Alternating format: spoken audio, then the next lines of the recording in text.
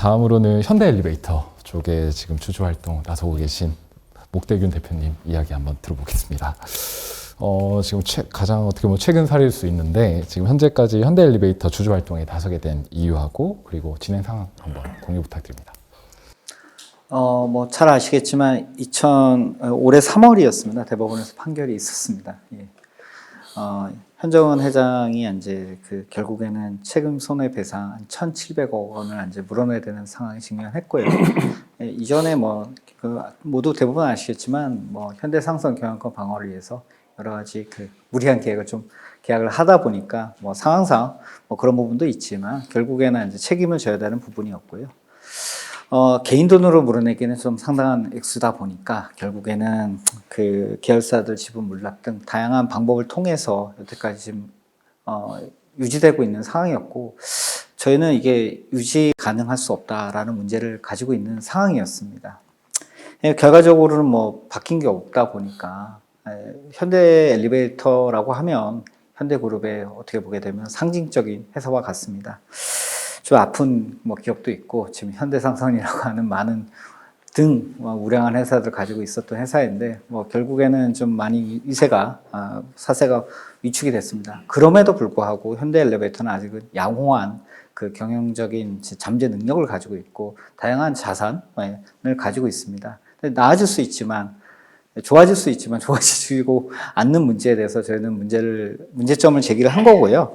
8월 달에 저희가 이제 공개 주주 서한을 발송을 했었고, 그리고 나서 이제 11월 17일이었습니다.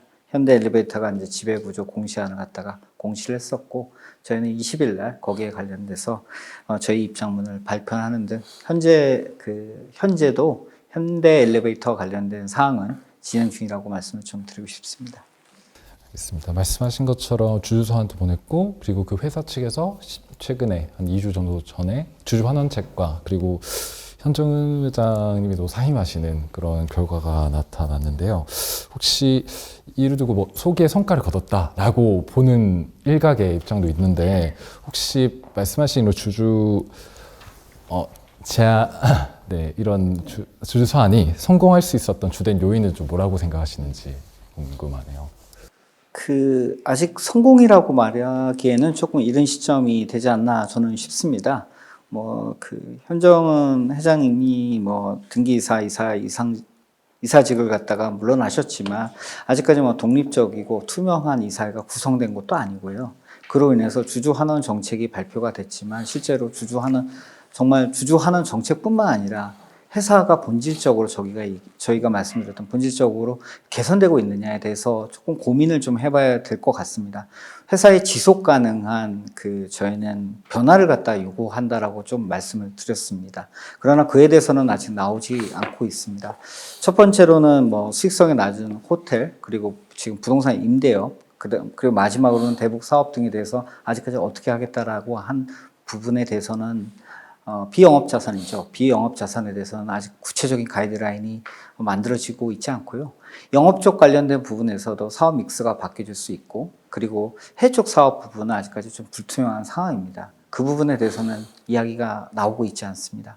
저희는 그 본질적인 부분을 조금 얘기하고 싶고요. 영업, 비영업 자산, 영업 활동, 그리고 비영업 자산에 대해서 조금 더 어떻게 할 건지 구체적인 청사진을 요구를 하고, 이를 이사해서 조금 아까도 말씀드렸지만 독립적이고 투명한 이사회가 구성이 돼서 향후에 이런 방향에 대해서 명확한 방향성을 좀 제시해 주기를 계속적으로 촉구하는 방향입니다. 아까 전에 성공이라고 말씀하셨지만 성공은 아니고요. 이제 시작이라고 저는 말씀드리고 싶습니다. 혹시 지금 시작하는 단계시지만 지금 진행하시면서 현대엘리베이터 대상으로 주주 활동하시면서 가장 큰 좀 어려움이 있으시다면 어떤 게 있으실까요? 다른 기업 대비 조금 시가총액이 커서, 예, 만약에 저희가 주주로서 이제 목소리를 내려고 하게 되면, 저희가 매입해야 되는 주식 수도 많을 수밖에 없고, 또 현금 토가 많이 필요한 상황입니다. 그러다 보니까 많은 투자자들이 같이 뜻에 동참해 주시면 참 좋겠고요. 희망컨대 앞으로도 그렇게 조금 바라고 있습니다. 큰 회사를 하다 보면 또 불특정 다수의 그 의견들도 중요하게 되고 많은 대중의 의견이 중요하게 됩니다. 결과적으로 보게 되면 저희 힘뿐만 아니라 뭐 언론의 힘도 필요하고요. 또 나아가서 이제 회사의 입장 그리고 이제 정부 당국의 입장까지도 다양하게 섞여 들어갈 수밖에 없습니다. 큰 회사가 어떤 그 저희가 생각하는 행동주의에서 모범적인 사례를 만들어낼 수 있다고 하면 좋겠는데요. 예, 큰 회사를 상대하다 큰 회사와 관련된 어떻게 보면 큰 회사의 지배구조 개선을 갖다 요구하다 보니까 그런 점에서 조금 어려움이 많은 것 같습니다. 예. 교수님들께서 추가적으로 제가 또 한 말씀 드리겠습니다. 할 말이 많아서. 일단 여기도 이 촉발이 됐던 사유가 이 언론에서 진짜 이거 잘 쓰셔야 되는데 과징금으로 쓴 데가 있대. 현 회장이 과징금을 물었다. 과징금 문 게 아닙니다. 정부에 무슨 벌금 낸 게 아니고 뭘 잘못해서 회사에 손해를 끼친 거예요. 자기가 이사로서 의사결정을 잘못해가지고 회사에 손해를 끼쳤기 때문에 회사에 손해배상을 하고 자기 주머니에 있는 돈을 털어서 회사에다가 낸 거예요. 손해배상 책임을. 그러니까 일단 이것도 일본은 이런 거 아닙니다. 이런 거 아니고. 그거 하나고. 그 다음에 현대엘리베이터가 지금 아직 이제 시작이라고 말씀하셨지만, 뭐, 일단 시작했다는 점에서는 진짜 좀 평가할 수 있는 여지가 있는 부분도 있는데, 여기가 임시주총을 지금 소집 요구를 했어요. 그러면 어떻게 되냐면, 저도 이번에 알았는데, 임시주총 소집 요구를 하면 6주 전에 이렇게 해가지고 주주 제한을 막아버려. 그러니까 뭐냐면, 이거는 일반 주주 쪽 이사 후보가 주주 제한으로 제기될 수 있는 거를 완전 봉쇄하는 거예요. 그러니까 이번에 임시주총은 또 자기들끼리 하겠다는 거예요. 그러니까 내가 진정성이 의심이 된다는 거지. 그러니까 여기도 계속 예의주시해서 봐야 되고 우리 KCGI에서도 힘든 길을 가시지만 앞으로 어떻게 될지는 예의주시해서 봐야 됩니다. 임시주총 홍보를 못 내요.